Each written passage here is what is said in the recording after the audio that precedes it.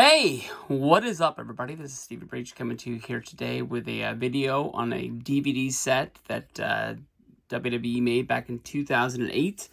This is the best of Saturday night's main events. When it comes down to like the non-documentary 3-disc sets of just, we're going to give you a whole bunch of matches. Honestly, Saturday night's main event is one of my favorite sets that they ever made. I'm making this video mostly because I was just replying to a few of Wyatt's tweets on Twitter. Honestly, when me and my friends basically stopped being as hot on YouTube and we weren't making as many videos, we weren't going to as many shows, I stopped around 2016. Wyatt and his friend Brandon really carried the load for the YWC, being two of the biggest guys that were contributing, putting up videos. I really respect the hell out of both of those guys, and I appreciate everything they've done to just basically keep this community alive. So I was talking to him, and I was recommending, like, man, you know, I understand that he's watched like the later 2000s. I never know what to call that era, but when Saturday Night's Main Event came back, I think that was around like WrestleMania 22. They started out hot, and they really just turned bad. They were nothing to what like the Saturday Night's Main Events that I remember from growing up. But that's just basically because I was lucky to be able to live in an era with Hulk Hogan, with Randy Savage. The Junkyard Dog is on the cover of this DVD, even though I don't really remember him that well. Well, maybe we'll get into it. You know, John Cena and Shawn Michaels. He really carries the last episode of Saturday Night's Main Event, which I'm sure I'll get into. But I'll tell you this much. Growing up, watching wrestling was so much different. You could say that, like, you know, in the early 90s, we got Monday Night Raw. But go back and watch those early episodes of Monday Night Raw. They weren't even what Monday Night Raw was today. We used to grow up watching All-American Wrestling, Superstars of Wrestling, Wrestling Challenge. And they were mainly just matches of, like, you know, some guy that they're trying to get over against the jobber. You never saw Hulk Hogan other than doing like an interview segment.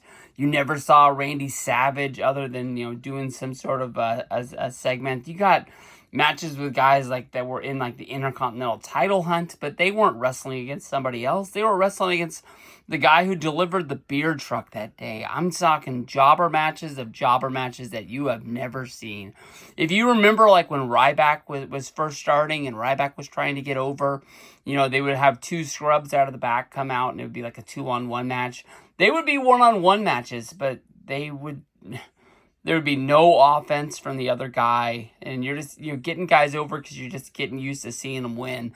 Shawn Michaels, when he broke off from the Rockers and he first started being a singles guy, I used to see him a lot on those shows, and I just learned to hate that guy. I didn't know, you know, it's not politically correct, but one of the things that I can remember, I think I told my grandma, like, I hate that guy, and she told me, like, I'm not allowed to hate people.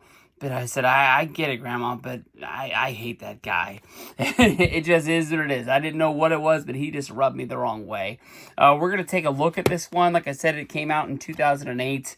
You've got Ricky Steamboat and Shawn Michaels. You've got the Rockers with Shawn Michaels right there. Looks like he's wrestling the British Bulldog. I think that's actually not from the Rockers era. I think that is from that last episode of Saturday Night's Main Event when he wins the Intercontinental title, which set up, I think, I apologize, Survivor Series. It was that 92 or 93. Bulldog actually gets fired after this match. He had just won the Intercontinental title at SummerSlam from Bret Hart, but they find out that he's doing HGH, and they fire him and the Warrior right before the event because of the steroid era and the steroid trial that would be coming for Vince McMahon. We've got, about to say that was Taz, but there's Brutus the Barber Beefcake. I can't tell who that is down there on the mat. Oh, I know who that is. That's, God dang it, give me 2 seconds. Oh, I forgot his name, but he would later attack Beefcake, and that's why Beefcake didn't get the shot against Honky Tonk Man at SummerSlam. No, was that 89 or 90? And then he's replaced by the Ultimate Warrior. What's his name? Gosh. Oh, I feel like I let you guys down. I apologize. We've got Hogan and the Giant. That might be from one of the Saturday Night's main events leading up to WrestleMania 3. It might be from the main event 1. It might even be from that Battle Royal, where it's like the first time seeing Hogan and Andre in the ring together, and Andre just throws Hogan out. That's a really good Battle Royal. Right there we've got Mega Powers champion Randy Savage with Miss Elizabeth, and then we've got Cena hitting Triple H up the... Oh no, it's hitting Edge up the side with... It looks like a monitor off the table. Discs aren't anything spectacular, just the logo on them. Pull them up. These ones always are kind of hard to get out. Feel like you're gonna break the disc to get them out, but oh, there's really nothing on the bottom. I thought there was gonna be pictures of dudes down there, but we'll get into good old match listings. These things they used to give us to.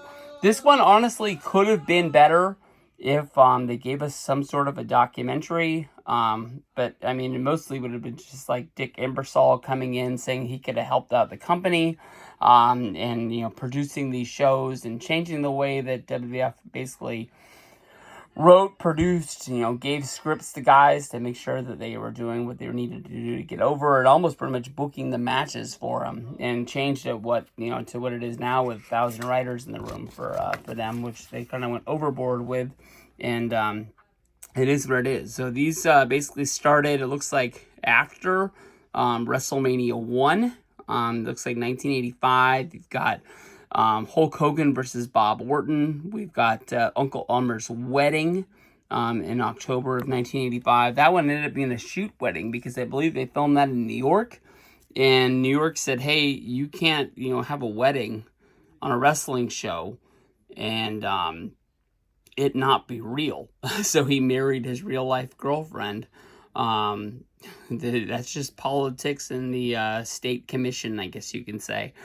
Saturday night's main event from 1985. We've got Piper versus Orndorff. Saturday night's main event, A Trip to the Zoo of 1985. They always did little vignettes, to keep things going along the way to get guys over. We've got a Halloween contest from November 2nd of 1985. That's kind of crazy that aired after Halloween. Hogan versus Funk. They just recently made that Coliseum Mattel Ultimate Pack of those two guys. Randy Orton reflects on his dad. Then Mr. T fights Bob Orton in a boxing match. That would set up WrestleMania 2. Right there. We've got Jake the Snake against Ricky the Dragon Steamboat in the Snake Pit, which is what would set up them going to WrestleMania 3. We've got Jake the Snake Roberts against Macho Man Randy Savage for the Intercontinental title in November of 86.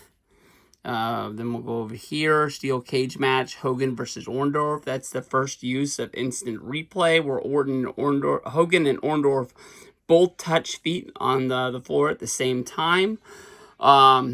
They would later bring back instant replay in wrestling later in the 90s when there was like a big thing about them bringing it to the NFL. That was a gimmick that was quickly dropped. We've got a Battle Royal in 87. That one's a really, really good one. That's Hogan and Andre facing off there. We've got Hart Foundation against the British Bulldogs, 2 out of 3 falls back in the 80s. A lot of the tag team matches used to be best of 2 out of 3 falls. And that's how they would, championship matches and things would go down. Honky Tonk Man against the Macho Man Randy Savage, October 3rd, 1987. If you don't know the backstory of this match, this changed the history of wrestling for real. Basically, Vince came to Honky Tonk Man and he said, hey, you're going to lose the championship to Macho Man tonight. And Honky Tonk Man felt like he was losing the title without really having a push or anything where to go. He used his stroke basically with Vince to say, hey, I'm not dropping the championship to Macho Man. Vince had already gone to Macho Man and basically said, he was going to be the Intercontinental Champion. So he was caught in a rock and a hard place. He didn't want to lose Honky Tonk Man as a star, and he didn't want to piss off Macho Man. So they basically told Hunky that he could keep his championship. But then Ted DiBiase, who had been told he was going to win the tournament at WrestleMania 4, he ends up getting screwed. because they tell Macho Man, hey, we're not going to give you the Intercontinental title. We're going to give you the WWF title. There's a lot of shoot interviews, and those videos now you can find pretty easy on YouTube that really go deep into this, with them talking about Honky Tonk Man, basically telling Vince he's not going to do the job and things like that. This match right here is one of the biggest matches of all time. I should probably do a deep dive on one of these matches soon, because it gets October 3rd, 1987 is the air date, so maybe I can do one of those before it comes up on this day in the history of wrestling. But man, Ted DiBiase gets screwed. He ends up being able to have a run with Macho Man, but Macho Man's so popular coming out of WrestleMania 4 that they end up just keeping the title on him. And Ted DiBiase gets the championship coming out of the main event, but they don't ever really crown him or consider him a title holder, even though he had matches where he came out and they announced him as the WWF champion after Andre the Giant had given him the title. All of that happens basically because of this one episode. I'm telling you, this episode is huge on TV, and the story that you find out after it's over. I mean, it's one of the reasons why I love the professional wrestling business behind the scenes as much as I love it, the TV itself. Right here we've got the Mega Powers come together. That sets up WrestleMania 5. Well, I guess that sets up WrestleMania 4 as well, because Hogan comes out to help him. The Pile Driver music video, everybody has to see that at least once. Macho Man Randy Savage against Bret the Hitman Hart. Of course, that's where Honky Tonk Man hits Miss Elizabeth with the guitar. We've got Nikolai Volkov, George the Animal Steele against Ricky Steamboat in the U.S. Express. So I guess Miss Iron Sheik is in there. The first ever match on Saturday night's main event. Oh, okay, I'm into the special features. I was like, this match makes no sense that it's on here. We've got Junkyard Dog and his mother. That's weird that he's in the special features and he's on the actual cover of the disc. We've got right here Hogan versus Bundy in 88, Hogan versus Andre on the main event in 1988. Of course, that's the match where Ted DiBiase pays for plastic surgery on somebody to become a Hebner twin, and he ends up becoming a referee who crowns Andre the champion on a 3 count that never happened. Andre pronounces himself the tag team champion of the world after winning it, and then gives the belt to Ted DiBiase. They later strip him, and that sets up the WrestleMania 4 tournament that goes down. We've got Macho Man against Ted DiBiase in a rematch of WrestleMania 4. That's huge. No, I'm an idiot. That's the match that happens before. And I think that's when they find out, like, hey, this needs to be a tournament final for a main event for WrestleMania. Andre passes out. I think that's due to the snake. We've got Hogan against Harley Race. Macho Man versus Andre the Giant in 88. Hacksaw talks about his flag match in 88. Warrior versus Honky Tonk Man for the Intercontinental title. That looks like it's a rematch of January of 89. We've got Brutus Beefcake shaves Ron Bass's head. Ron Bass is the name of the guy that I was looking for on the cover. We've got the Twin Towers against the Mega Powers in 89. We've got Hogan versus Boss Man in a steel cage match in 89. Before that is the debut of Zeus, who Hogan is seeing for the first time since making the movie No Holds Barred, who attacks him, but then Hogan still goes in and wins the match after. Best 2 out of 3 falls, Rockers versus Brainbusters of 1989. Then we've got a special feature, Brother Love and Hulk Hogan. We've got 1989 Sapphire's debut, which is Dusty Rhodes against the Big Boss Man. And we've still got one more disc of stuff going on here. Hogan versus the Genius. Hogan loses to Mr. Perfect's manager, who is Randy Savage's brother. No words. We've got Mr. Perfect and the Genius smashing the WWF Championship belt after that match. We have Hogan and Warrior against Perfect and the Genius. We've got Vince and Jesse on horseback to start the show. Hogan versus Perfect. That 1990 Perfect versus Hogan feud makes a lot of sense, and they never even have a pay-per-view match. That did not make sense. Perfect was so good. Rockers versus the Hart Foundation. We've got Mr. Perfect against Tito Santana. Ted DiBiase. Where did I read that? Oh, against Bret the Hitman Hart. Let's go back to this one real fast. Hold on. Rockers versus Hart Foundation.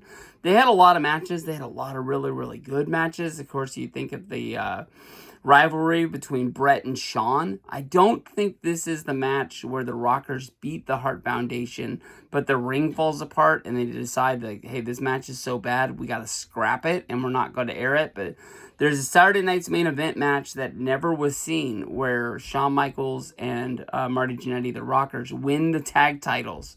And I guess they thought that somewhere down the road they would just film the match and have it right. They ended up never refilming it, and the Rockers never became tag champs. This is Saturday Night's Main Event ending in 1991 on NBC, and they move over to Fox. I think they run 2 shows. But you see Hogan and Sid against Undertaker and Ric Flair. Sid walks out on Hogan, setting up the Hogan versus Sid match at WrestleMania 8. Roddy Piper shocks the Mountie. That is, of course, setting up Piper beating the Mountie at the Rumble. And then, of course, Piper versus Bret the Hitman Hart at WrestleMania 8. We've got British Bulldog against Shawn Michaels, November 14th, 1992. This is big because, like I said earlier, Bulldog had won the Intercontinental title at SummerSlam 1992, but he has to be fired because they found out that he is taking HGH after Vince came out so much against steroids. They said that, this couldn't, be done, and they found a way around it, and they ended up finding out that he was cheating on the test still, so they had to let him go. From there, we'll go to Shawn Michaels against Shane McMahon in the return of 2006. In a street fight, we've got Randy Orton versus Brooke Hogan. Backstage, we've got a 5-on-2 handicap elimination match of DX against the Spirit Squad. That's gotta be great. No. Edge versus John Cena for the WWE Championship, July of 2006. Lord Alfred Hayes and Gene Okerlund go on a safari. Shawn Michaels talks about winning his first Intercontinental title. Matt Hardy versus Evander Holyfield in a boxing match. Let me tell you, this right here, some of the best wrestling that you will see from the 80s and 90s. Awesome stuff, guys. I felt like I was watching a pay-per-view each and every time I got to see this on NBC. A lot of times I didn't even know it was going to be on. My dad would record it for me because it was on in place of Saturday Night Live, 11:30 on a Saturday night leading into a Sunday. It would go until, I believe, 1 o'clock in the morning. Sometimes I would just be up, scrolling around, find it, and felt like I just hit the jackpot and won the lottery. Peace out, guys.